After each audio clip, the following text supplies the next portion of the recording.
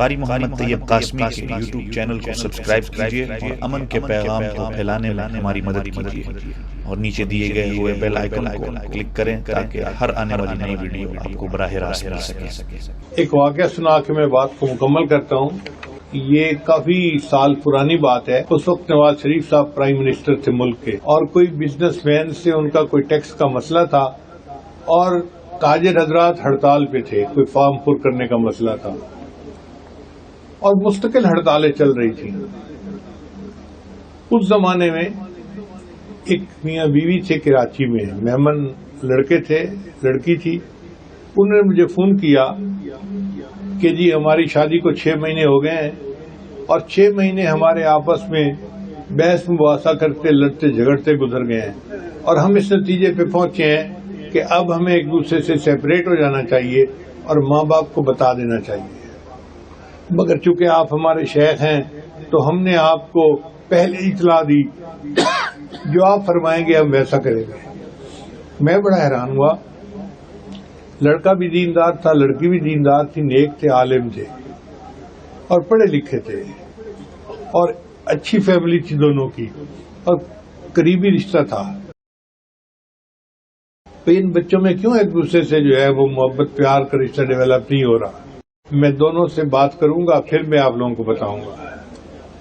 جب میں وہاں گیا تو میں نے میاں سے بھی بات کی، بیوی سے بھی بات کی۔ اب اصل مسئلہ یہ تھا کہ بچے کا بزنس چل نہیں رہا تھا اور جو بیوی گھر میں تیار ہو کے بیٹھی ہوتی تھی کھانا بنا کے کہ ہسبینڈ آئے گا تو میں اس کے ساتھ مل کے کھانا کھاؤں گی، وہ 2-3 گھنٹے بھوکا انتظار کرتی خامد کے لیے۔ اب جب خامد گھر میں داخل ہوتا تو اس کے چہرے پہ سیریسنیس ہے اور وہ بہت ہی جیسے کوئی انٹرسٹ ہی نہیں ہوتا، تو بیوی کو غصہ آتا، کیوں؟ میں اس کی کزن ہوں، میں خوبصورت ہوں، میں پڑھی لکھی ہوں، میں بھی اسی خاندان کی ہوں، مجھ میں کس چیز کی کمی ہے کہ یہ میرے اندر انٹرسٹ نہیں رکھتا؟ تو بیوی اس کے ساتھ بحث کرنا شروع کر دیتی۔ چنانچہ میاں بیوی 6 مہینے ایک دوسرے کے ساتھ بحث مباحثہ ہی کرتے رہے۔ جب میں نے in between the line read کر لیا کہ یہ مسئلہ ہے، تو میں نے پھر ہسبینڈ سے یہ کہا کہ دیکھو آپ تو بچہ ایک سنت پر اتنی محبت سے عمل کرتے ہو۔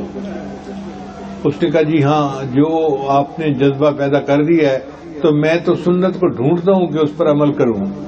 میں نے کہا ایک سنت کی کمی ہے، نبی علیہ الصلوۃ والسلام جب گھر تشریف لاتے تھے مسکراتے چہرے کے ساتھ آتے تھے، گھر والوں کو سلام کرتے تھے، آپ اس سنت پہ عمل نہیں کرتے۔ اس نے کہا جی ادھر تو میرا دھیان ہی نہیں ہے۔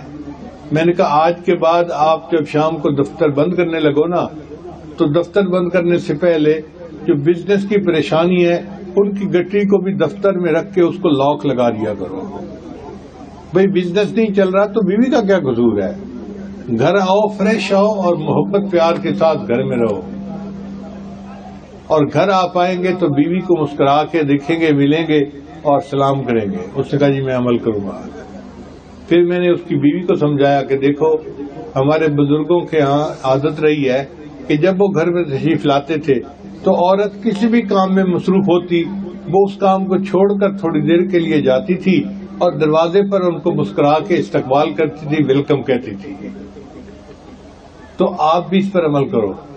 بیوی نے کہا جی میں اس پر عمل کروں گی۔ چنانچہ دونوں میاں بیوی نے سنت پر عمل کرنا شروع کر دیا۔